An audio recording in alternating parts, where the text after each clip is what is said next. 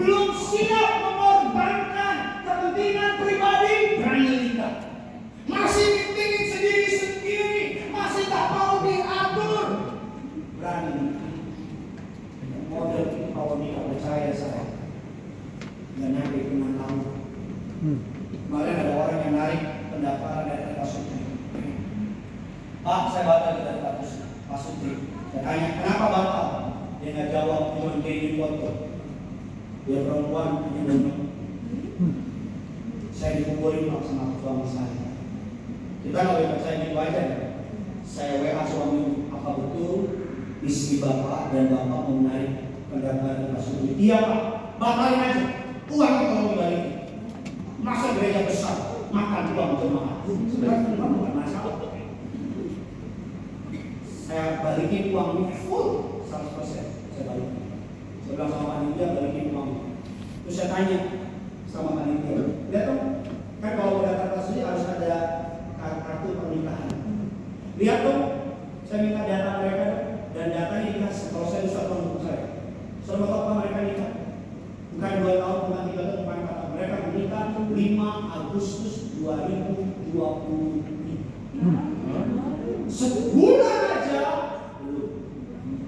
Sebulan aja belum. Saya punya teman baik, seorang pengusaha sukses, menikah dengan seorang wanita yang katanya baik, yang dari PDKT, semua orang PDKT pasti kasih terbaik. Sudah orang PDKT kasih dandan, pasti wangi kan, gosok gigi kan kau. Tapi kalau udah menikah kan nggak mungkin. Kau bangun pagi udah langsung make up tebel. Suamiku melek udah tebel rambutmu, udah alis tuh menantang langit. Nggak mungkin. Di hari pertama harus malam pengantin pagi-pagi udah biasa. Damn bro, I married the wrong person. Langsung bilang call me. Dan hari ini dan nggak mungkin suami bisa setia sama istri kalau suami tidak dekat sama dia. Amin. Speaker berbeda kata. Ngomong aja tuh ngomong.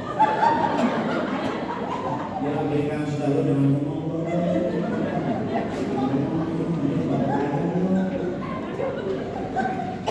Kita ngomong kita memperhatikan. Najis Pak Allah. Gak mungkin suami bisa setia sama istri kalau gak cinta Tuhan. Amin Pak. Gak mungkin istri bisa setia sama suami kalau istrinya gak cinta Tuhan. Amin Bu. Makanya anak-anak muda dan hari ini Pak, biarin istrimu cinta Tuhan Bu. Biarin suamimu cinta Tuhan. Anak-anak muda makanya cari cowok, cari cewek yang cinta Tuhan. Ganteng kesetiaan, apalagi ada orang tua banyak aneh-aneh. Lu cari yang kaya lu. Lu kalau cari cowok yang kaya lu itu ajaran apa sih? Lu kalau cari mantu yang kaya lu tuh anakmu temen papa lu tuh. Woi, pabriknya 20. Tapi istrinya 19. Buat apa cowok ganteng ini? Tapi kumpulin buat tiap hari. Buat apa cewek cantik? Tapi matre pengeretan. Betul. Yang itu anak beda dari belakang saya. Hati-hati pada siapa yang begini. Anak gak bisa pilih siapa orang tuanya, tapi kita bisa pilih siapa orang tua. Saya ulang ya, saya gak bisa pilih siapa orang tua saya, Tuhan dipilih. Kalau saya bisa pilih siapa orang tua saya pilih Ratu Elizabeth. Sekarang saya jadi pangeran Gideon.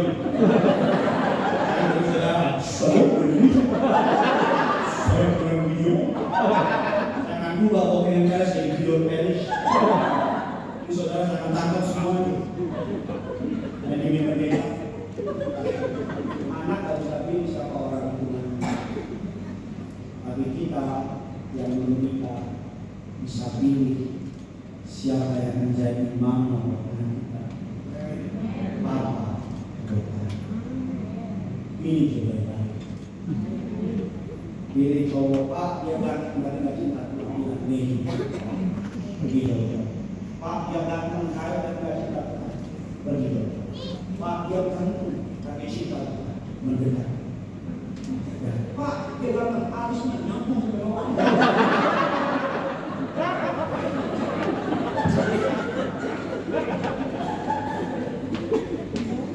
Legal of marriage.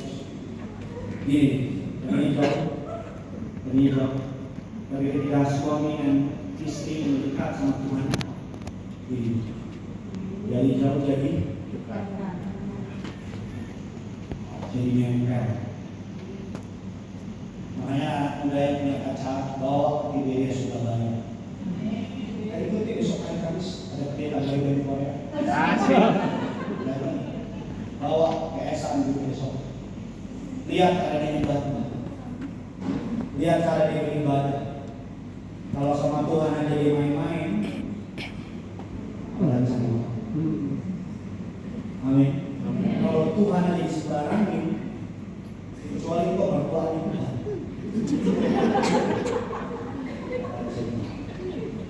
Amin. Tapi kalau di gereja dia masuk, amin, amin. Tapi balik mulai. Mulai saya. Dia menyembah Tuhan sungguh-sungguh, cari Tuhan sungguh-sungguh.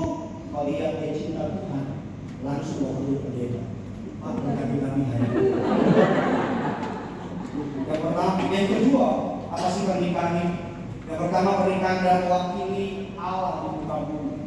Yang kedua, apa sih pernikahan itu? Yang kedua adalah marriage represent Christ and the church. Pernikahan adalah mewakili, menggambarkan hubungan Kristus dengan gereja. Kristus dengan gereja. Mari kita buka firman Allah dalam Efesus 5 ayat 31 dan ke-33. Yuk sama-sama kita baca. 3, 2, ya.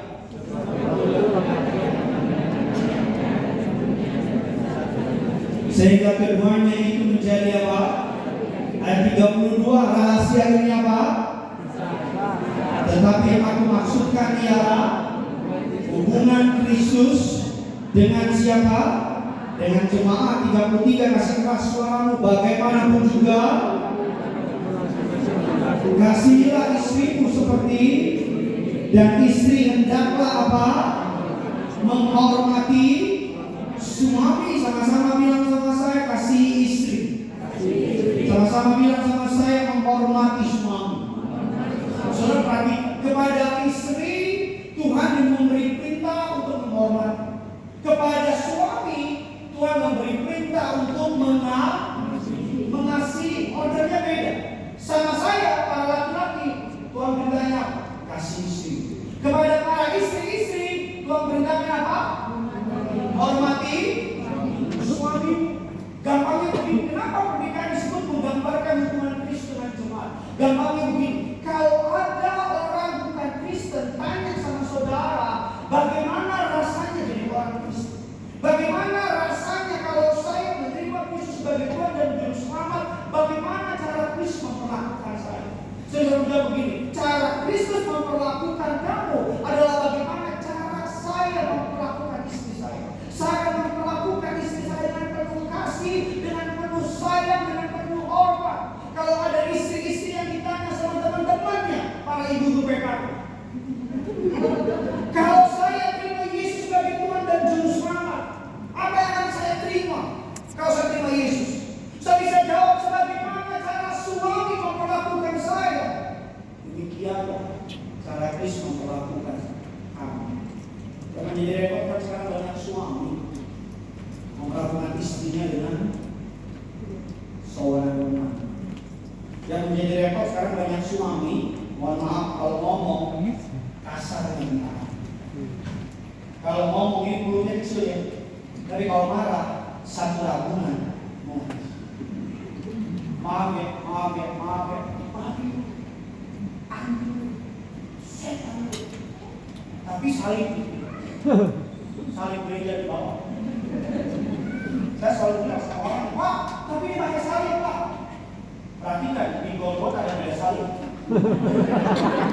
Salib yang mana? Betul apa tidak? Jadi kalau ada orang Kristen pakai salib bikinnya ngaco, Pak ini Kristen Pak, dan salib yang dipakai bukan yang dipakai. Betul apa tidak? Ada banyak rumah tangga, mohon maaf ya, memperlakukan istrinya tanpa pukul. Kalau ngomong sama istrinya, mohon maaf ya, istrinya diperlakukan kayak pembantu tadi layanan. Ada di sini, nggak ada di Jakarta. Ada juga istri-istri memperlakukan suami, suami panglima, istri panglima. Istri jadi bos. Saya selalu bilang ke para wanita ya. Para wanita di sini, ibu-ibu bisa jadi apapun, bilang amin. Jadi presiden bisa, jadi menteri bisa, jadi apa lagi, pendeta bisa, apapun bisa. Cuma satu perempuan nggak bisa. Jadi apa pendeta? Jadi kepala rumah tangga. Nggak bisa. Siapa yang bilang? Alkitab, bukan saya. Pak, gaji saya lebih besar daripada suami saya. Paling gampang mungkin. Saudara kalau mungkin luar negeri kita? Jauh.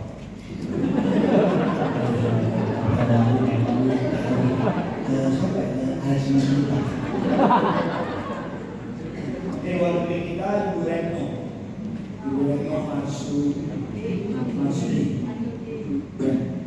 Dia suatu hari diwawancara di YouTube, di podcastnya Deddy Corbuzier. Ditanya, saya mungkin bisa nonton. Dia bukan orang Kristen tapi menanti lagi. Dia itu menteri luar negeri. Suaminya ketua RW. Tahu ya? Ini menteri luar negeri. Ini ketua RW. Ya, dia bilang ini, saya di kantor memang Z, tapi di rumah saya istri ketua RW. Bisa nangkap nggak saya? Aku jangan pernah ada.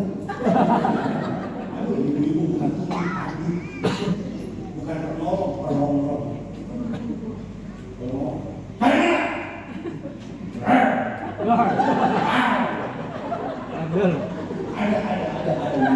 Di sini nggak ada yang lantai 7.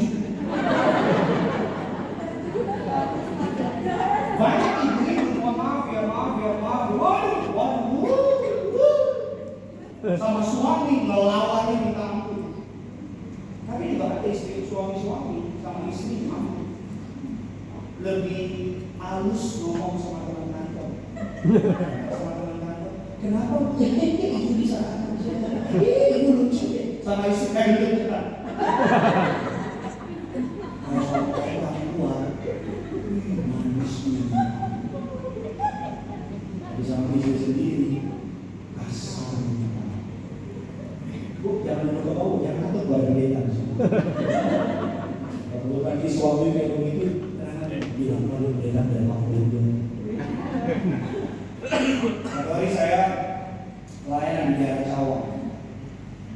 Kalau sudah tahu Cawang itu samping dari Gubeng. Jadi Cawang ada Cawang belakang.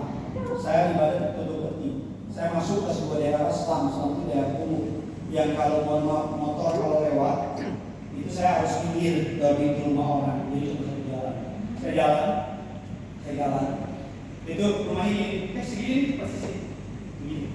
Kan mobil nggak bisa masuk, pesawat saya nggak bisa mendarat. Terus dari belakang seorang terkaya di Indonesia. Kasih siapa? Kasih saya sendiri. Terima kasih. Memang mobil ada anakku. Bisa jalan. Terus saya lihat di kanan banyak tulisan kalian ke arah asmat Allah. Wasbiro Maya Pesawat Islam. Terus di tengah-tengah perjalanan saya lihat ada satu rumah yang kalender gambarnya Yesus lagi gendong domba. Tahu ya? Ya kan kita sudah bilang kan, ini kayak gini di domba yang digendong. Ya kan kalau itu domba yang paling nakal. Domba yang digendong itu domba yang paling dan paling gacor. Kenapa digendong? Karena lari mulu. Kenapa digendong? Karena kakinya patah. Jadi digendong. Jadi jangan kalau lihat kalender yang biasa gendong domba, kayak gini digendong itu paling nakal. Jadi saya jalan, saya lihat itu mau oleh Kristen. Ya udah, Ini benar. Balik lagi, lewat rumah yang tadi. Kebetulan pintunya kebuka. Saya kebetulan ternyata cukup kepo. Jadi saya pelanin. Terus tiba-tiba dari rumah orang Kristen itu keluarlah makian suami sama istri. Ngomongin ya. Tapi kamu mati. Saya kan yang lewat itu jadi terus di sampingnya ada yang itu pakai jilbab, tetangganya sambil ngejemur, dia lihat saya. Sudah begini, itu udah biasa. Tiap hari rumah orang. Beda ya.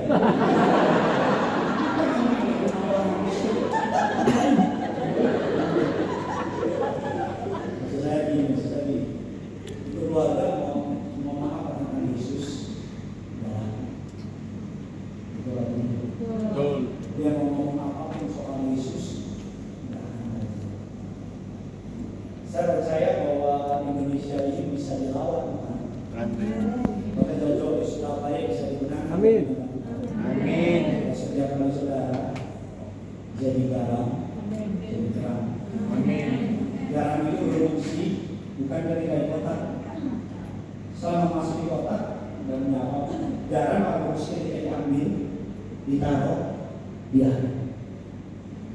Kalau garam kumpul sama garam jadinya apa? Gula garam.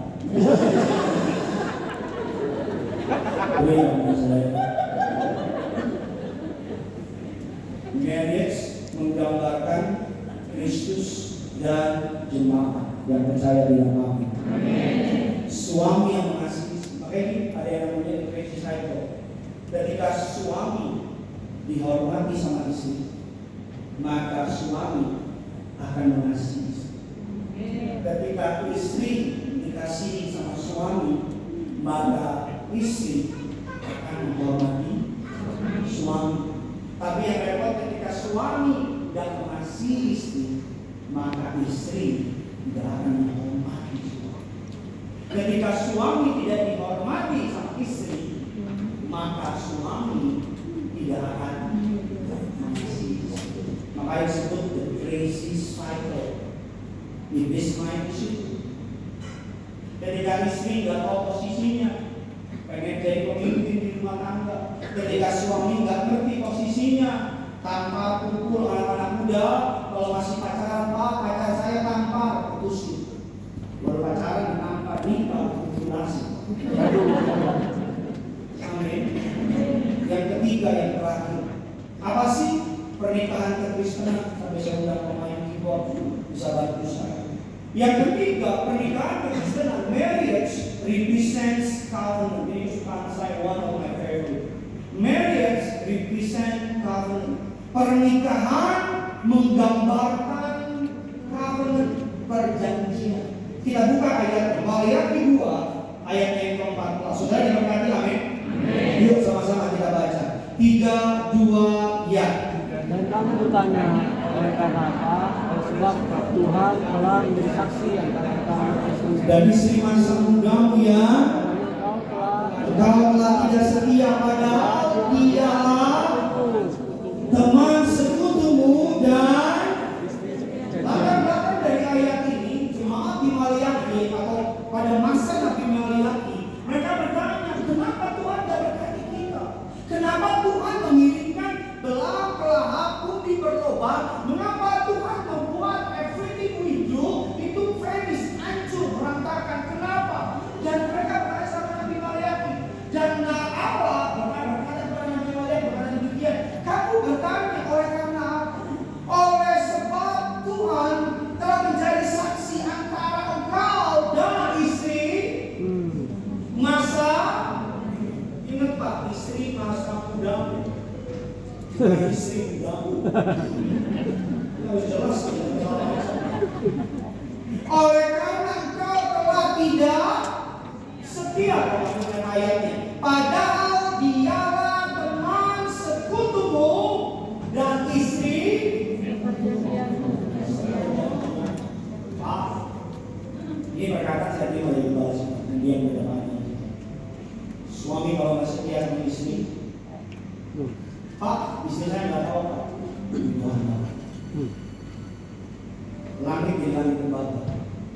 Doamu naik ke atas, mentok.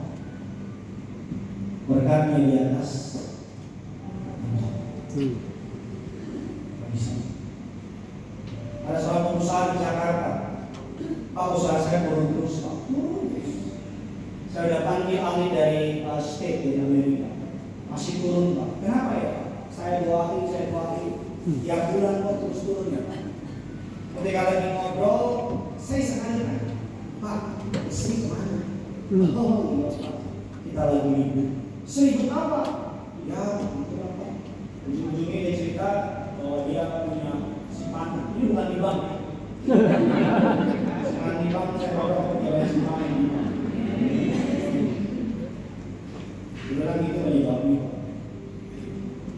Kalau suami nggak setia sama istri, kalau istri nggak setia sama suami, rumah tangga akan kemana-mana. Itu aja. Makanya pernikahan kekristenan itu bukan kontrak, tapi covenant. Sama-sama bilang sama saya, bukan kontrak, tapi covenant. Apa sih covenant? Perjanjian. Apa bedanya kontrak sama covenant? Sederhana. Dalam kontrak melindungi hak kita serta membatasi tanggung jawab kita, itu kontrak. Saudara kalau bikin kontrak bisnis sama orang, saudara akan mencari cuan sebanyak mungkin dengan kewajiban sedikit mungkin. Itu apa tidak? Itu kontrak. Tapi in covenant, dalam perjanjian, bahwa covenant dikatakan bahwa covenant kita melepaskan hak kita dan mengambil tanggung jawab kita. Makanya Tuhan pakai sama kita bukan kontrak, disetujui bilang amin. Makanya Tuhan bilang sama kita apa? Perjanjian. Karena kalau pakai kontrak, kalau kita gagal memenuhi syarat, ada Tuhan dulu. Tapi in covenant, walaupun kita gagal, walaupun kita nggak setia, kita bilang dia tetap setia karena dia tidak dapat menyangkal dirinya. Yes, covenant. Kalau pernikahan kekristenan kontrak, kalau lo baik selesai. Kalau lo jahat, lo aja. Tapi dalam covenant, sekali lo nggak baik, lo akan berbaik. Amin. Amin. Mari berikutnya lagi, sudah bisa foto. Cepat saja saudara. Perbedaan kontrak dan covenant. Oh, dibantu. Perbedaan kontrak dan covenant. Dalam kontrak, slide tadi selanjutnya. Slide lagi. Ya lagi, ya terus, ya.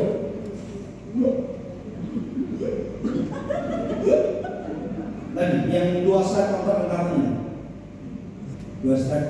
Nah ini, dalam kontrak, saya bisa foto ya. Kontrak kewajiban, saya harus. Tapi dalam covenant kesempatan, saya ini. Dalam kontrak bersyarat, kalau kamu baik, aku baik. Kalau kamu melakukan ini, aku akan melakukan. Tapi dalam covenant nggak bersyarat. Kamu nggak melakukan, aku akan tetap melakukan. Amin. Dalam kontrak mencari keuntungan pribadi, in covenant mencari keuntungan pasangan. Dalam kontrak apa yang akan terjadi bisnis, tapi dalam covenant apapun yang terjadi. Dalam kontrak kalau lu baik lebih baik, kalau lu jahat lebih jahat. Tapi in covenant apapun yang terjadi, orang tetap setia.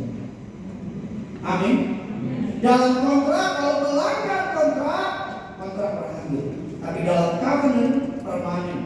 Saya akan terus melakukan sampai Tuhan datang kembali. Dalam kontrak profesional nothing personal. But in covenant it's all about personal. Amin. Semuanya personal. Saya berdoa agar kiranya firman ini boleh memberkati saudara. Amin. Agar para rumah tangga bisa, karena kalau suami istri akur, anak-anak pasti dekat. Amin. Anak-anak pasti apa? Kalau papa mamanya benar, maka keturunan lagi, maka anak-anak akan menjadi generasi-generasi yang luar biasa. Makanya kenapa iblis aja orang tua? Dan iblis tahu kalau papa mamanya nggak berfungsi, maka anak-anak dekat. Amin. Saya dulu dengan cerita ini. Dalam Old Covenant dan perjanjian lama, Allah buat perjanjian sama Israel, betul? Betul nggak saudara? Dia bilang begini, kalau kamu melakukan ini, aku akan melakukan ini. Kalau kamu berbuat ini, aku akan berbuat ini. Dan Israel dulu bilang, yes, I do, aku akan melakukan. Dan Alkitab mencatat, Musa baru naik, belum turun, perjanjian itu masih belum kering. Alkitab bilang Israel sudah gagal memenuhi persyaratan dari Allah. Yang nanti dia amin dulu. Itu dalam Old Covenant. Makanya hukum Taurat hanya mereview dosa-dosa manusia. In the New Covenant, Allah dan begini sama manusia. Contohnya saya Gideon, aku akan berkati kamu, aku akan tolong kamu, aku akan angkat kamu, aku akan begini. Amin, amin, amin kata Gideon sebagai manusia. Sekarang tugas Gideon, salah dia. Allah panggil anaknya Yesus. Jesus my son. Allah panggil Yesus anakku kemarin. Dan Allah bilang sama Yesus, Yesus, manusia tidak akan bisa memenuhi persyaratan. Manusia akan gagal memenuhi standar.